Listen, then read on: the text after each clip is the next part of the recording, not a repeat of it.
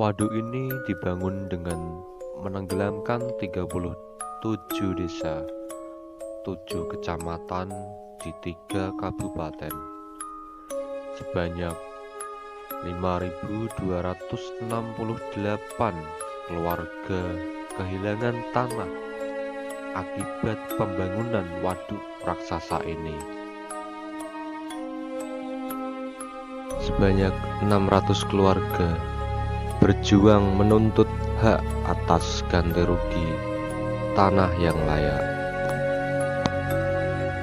Pada 2001, kasus penuntutan ganti rugi tanah atas pembangunan waduk Kedung Ombo yang belakangan berkembang menjadi tempat wisata kembali mencuat. Warga menuntut Gubernur Jawa Tengah membuka kembali kasus tersebut. Namun, Pemprov dan Pemkab setempat bersikeras menyatakan bahwa ganti rugi tanah sudah selesai.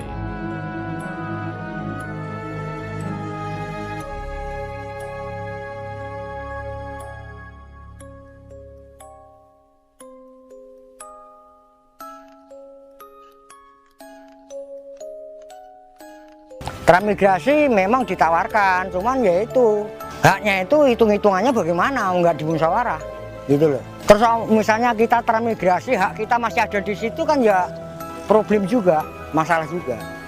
Pemerintah memaksa warga pindah dengan tetap mengairi lokasi tersebut. Akibatnya warga yang bertahan kemudian terpaksa tinggal di tengah-tengah genangan air. Itu pemerintah itu melakukan kekerasan terhadap masyarakat ya, berbagai aparat negara yang diturunkan untuk memaksa rakyat. Rakyat ini tahu bahwa tanah tersebut itu tanah warisan dari nenek moyang. Saya merasakan lah bagaimana wong saya itu menjaga orang tua di rumah, ya otomatis kalau orang tua saya tinggal lari ya bapak saya mati ketakutan karena petugas itu banyak, hampir seluruh Kodam atau Kapolda itu turun tangan semua gitu.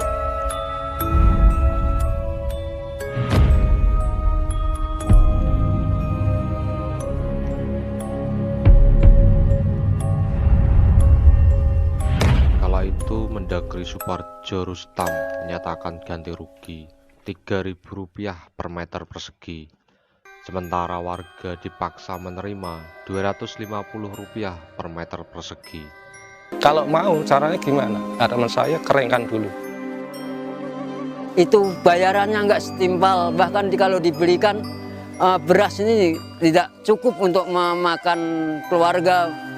Nantinya uang di dalam bungkusan itu harus mau. Kalau nggak mau berarti ini masih ada sisa PKI.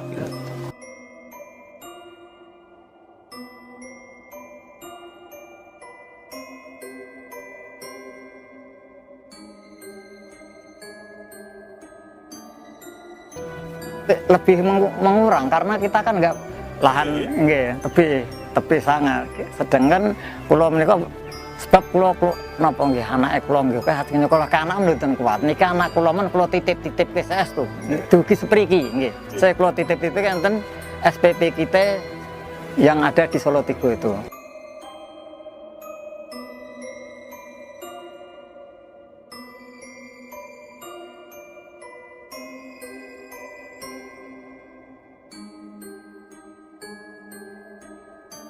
Orang transmigrasi kesulitan, jadi di mana kita ini bisa bertahan hidup, bisa keluarga bisa makan. Kami buruh-buruh, ada buruh di pabrik yang kendaraannya pakai truk, dari pagi subuh berangkat pulang maghrib, itu bayarannya nggak setimpal, bahkan kalau dibelikan beras ini tidak cukup untuk memakan keluarga, kadang kayak gitu. Jadi kadang-kadang bisa kerja, kadang-kadang enggak, apalagi untuk buka lahan. Banyak yang simpang siur. Harapan kami sebenarnya karena lahan ini siap digarap, siap tanam dan sebagainya. Lahan pekarangan siap tanam, siap tempat. Lahan yang pertama 3/4 siap tanam. Kenyataannya hutan yang saya terima. Makanya untuk buka itu bara-bara untuk buka. Untuk makan aja udah habis, jaduk itu udah kewalahan.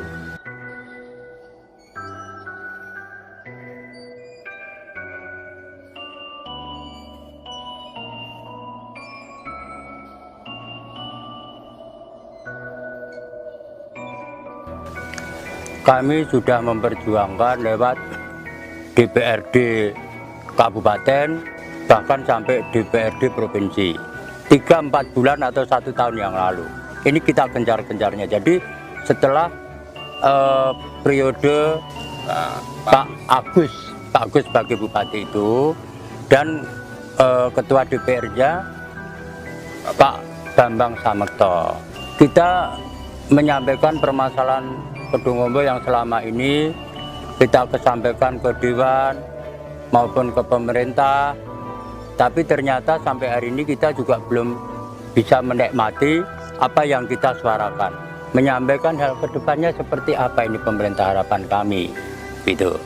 Soal pemberdayaan, jadi soal pendidikan, kesehatan, maupun perekonomian rakyat.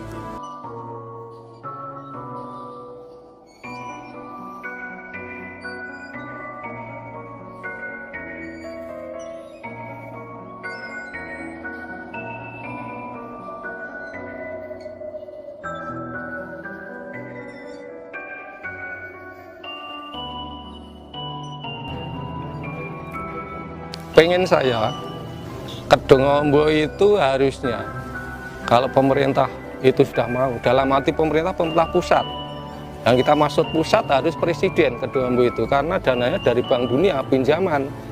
Tanpa presiden, menteri keuangan saya kira nggak bisa, gubernur ke bawah nggak bisa menyelesaikan itu, harus presiden. Lah presiden mau atau belum, tinggal itu aja yang kita tunggu. Kalau mau, caranya gimana? Harapan saya keringkan dulu. Keringkan sementara artinya, bukan keringkan dulu, kalau sudah kering didata. Istilah pengadilan pusat, Mahkamah Agung itu PK. PK itu peninjauan kembali.